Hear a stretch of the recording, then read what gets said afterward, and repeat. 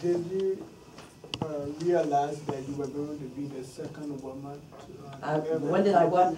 At what time did you realize that you would have been the second woman to earn a PhD?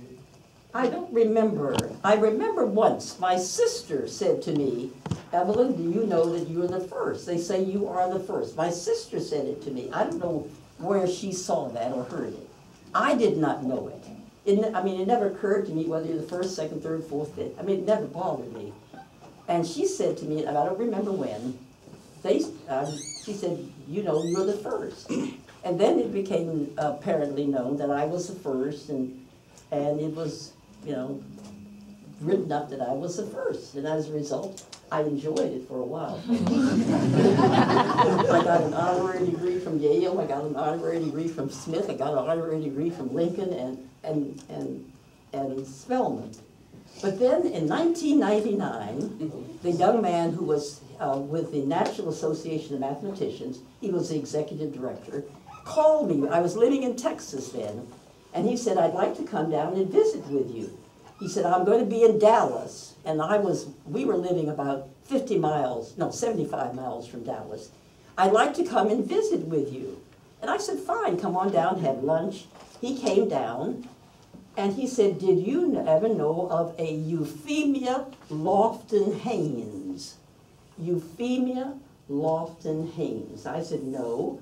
He said, she was a Washington resident. And I said, yeah, there's a Lofton family that was rather prominent then. But I said, I didn't know her, but there was a Mr. Haynes who was the associate superintendent of the colored schools, the Haynes.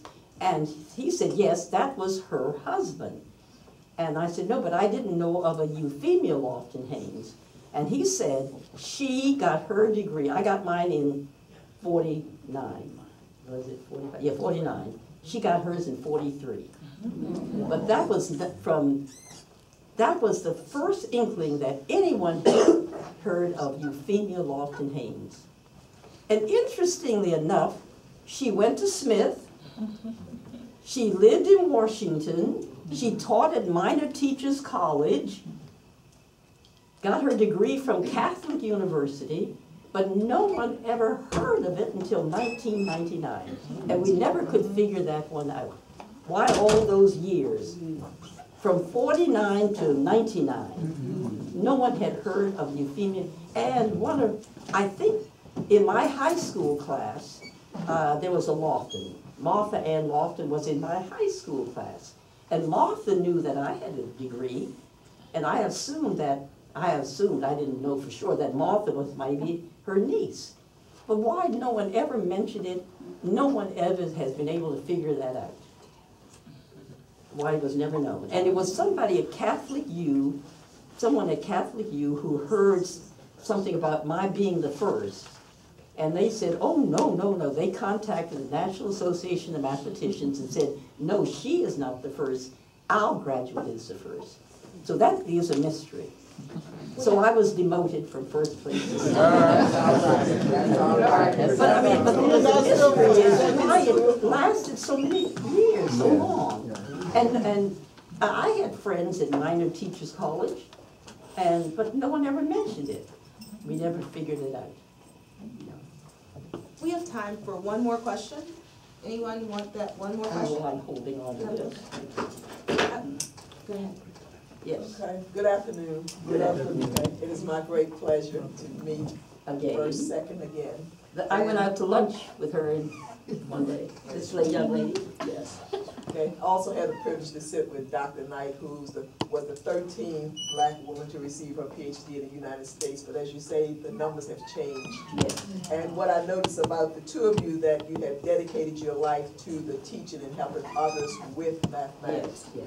And tutoring the young man in your building. Yes. Okay. What do you say is the greatest deficit to children trying to excel in mathematics today? Learning basic facts. Amen.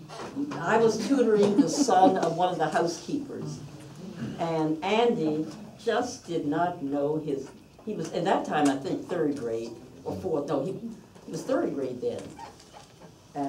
fourth grade, he did not know his multiplication facts or some of his addition facts. So of course, when he was working problems, he just couldn't work them.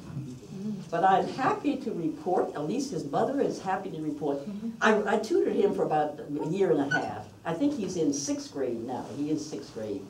He's getting A in math. I